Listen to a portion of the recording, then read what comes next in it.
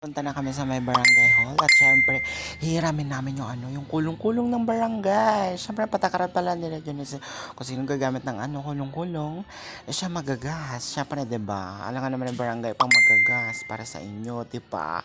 Kaya yan, nakita namin sila. Andiyan sila lahat, yung mga council, mga BCWD, mga tanod, tsaka si kapitan. Pinaalam namin yung kulong-kulong.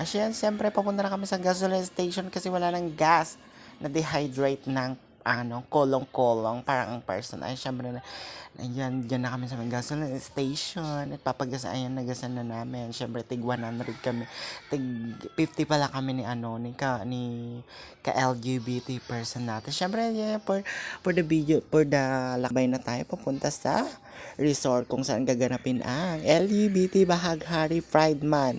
We celebrate LGBT Pride Month late this July 6. Late pong celebration ng Pride Month dito sa amin.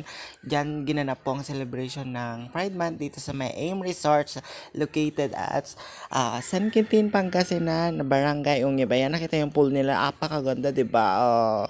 Makita nyo din yung mga kalangitan, cloud formation, apakaganda. Syempre yung mga venue yun dun sa may dulo ng swimming pool. Ayan, nakita nyo.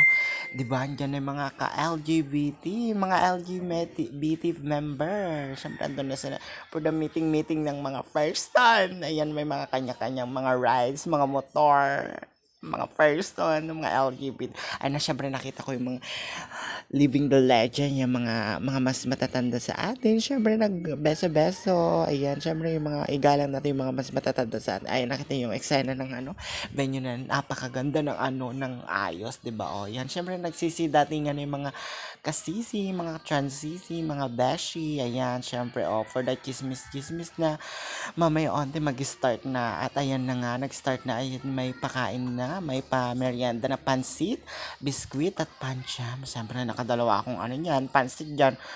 Yung una walang sahog, pero yung pangalawa, Diyos ko bongga, napakaraming sahog. Ay, syempre, for the election na, vote wisely para sa mga tatayong mamumuno sa LGBT group member ng Sangitin Pangasinan. Mga president hanggang auditor, yan. Sila yung mga nanalo ng mga botohan, election ng mga officers ng LGBT member of San Quintin, Pangasinan. Ay, syempre may pa-raffle draw din sila. May pabigas na 10 kilos, grocery worth 500, tsaka 500 pesos ka. Syempre yan for the rampa moment na din. Syempre, best in OOTD, best in casual wear, best in polo shirt wear, 'di ba? Ayan, isang mananalo polo shirt wear tsaka a dress wear, tig 500 equals 1,000, 'di ba? Hindi na masama, 'di ba? Kung sino mga nanalo, napakapalad ng mga nanalo diyan, lalo ng mga nanalo sa raffle na ng pabigas, yung pag-grocery, 500 pesos cash, napakabongga, 'di ba? Yan for the ikot-ikot sila rampa ng kanilang mga dress, mga outfit for the OOTD, 'di ba? Yung talagang pinaghandaan nila, ayan, syempre, yan yung mga nabunot ng mga pabigas. Sila yung mga mapalad na nga nanalo ng pabigas na 10 kilos. Napakamalas ko nga wala man na ako nakukuhang kahit isang premium, kahit grocery man lang or 500 pesos cash. Wala akong nakuha, pakamalas ko. Sila yung mga maswerteng nakuha ng mga pa-grocery, pa-cash, pabigas.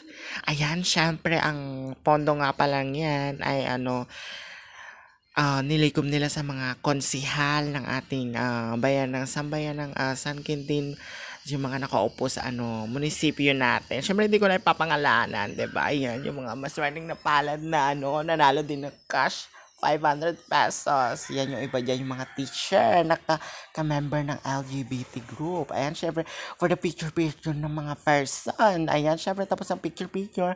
Ayan, syempre, uwian na. Tapos nang ganap dyan, syempre, nag-enjoy ang lahat. Bongga, napakasaya, 'di ba? May unity ang bawat isa, 'di ba? Dapat spread the love lang, 'di ba? Ayan, syempre, uwian na.